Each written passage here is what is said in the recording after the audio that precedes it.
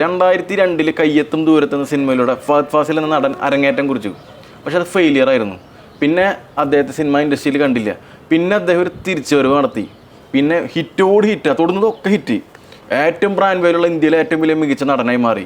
ഒരു കാലത്ത് പരാജയപ്പെട്ട് വേറെ എവിടെയോ പോയിട്ട് പിന്നെ വരുന്ന തിരിച്ചു വന്ന ഒക്കെ വിജയങ്ങളാണ്. അതിനെങ്ങനെ നോക്കിക്കാണോ ആസ് എ മോട്ടിവേഷൻ സ്പീക്കർ ആളുടെ സക്സസിൻ്റെ ആ ഒരു റേഷ്യോയിൽ തോന്നിയിട്ടുള്ളത്? അത് നല്ലൊരു ചോദ്യമാണ്. കാരണം എനിക്ക് വ്യക്തമായ ആൻസർ ഉണ്ട്. അദ്ദേഹത്തിൻ്റെ ഫിലിമിന് പേരെന്ന് പറഞ്ഞാൽ കയ്യെത്തും ദൂരത്ത്. പക്ഷേ കയ്യെത്ത ദൂരത്തായി പോയില്ലേ? പേര് കയ്യെത്തും, പക്ഷേ കയ്യെത്ത ദൂരത്തായി പോയി അദ്ദേഹം. അന്ന് നമുക്കറിയാം ഫാസിൽ സാറ് എന്ന് പറഞ്ഞു കഴിഞ്ഞാൽ അന്നും ഇന്നും ബ്രാൻഡാണ് ആസ് എ ഡയറക്ടർ. മകനാണെങ്കിൽ പോലും അന്ന് അഭിനയിക്കാറിയില്ലേ.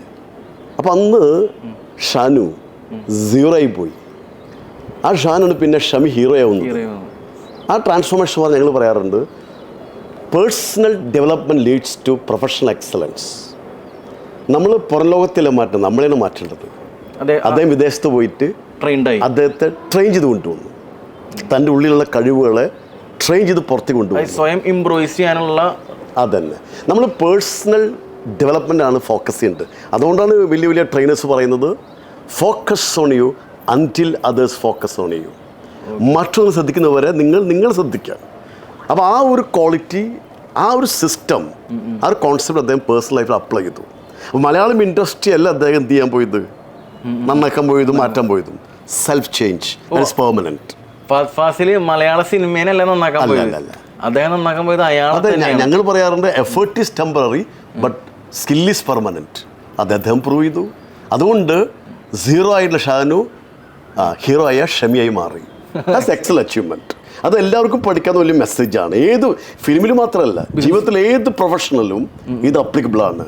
ആ ഷാനു തന്ന മെസ്സേജ് ഇന്ന് ഷമിയിലൂടെ ലോകത്തിൽ എത്തിയിരിക്കുകയാണ്. അതായത് ഒരാൾ ബിസിനസ്സിൽ ഫെയിലിയർ ആയി, ആ ബിസിനസ് നന്നാക്കുന്നതിനേക്കാൾ സാർ പറയുന്നത് ഫോക്കസ് ചെയ്യേണ്ടത് ആ വ്യക്തിയിൽ പറ്റിയുള്ള എന്ത് തെറ്റാണ്. ഇവിടെ ബിസിനസ് പൊളിഞ്ഞിട്ടില്ലേ, വ്യക്തിയല്ലേ പൊളിഞ്ഞിട്ടുള്ളൂ.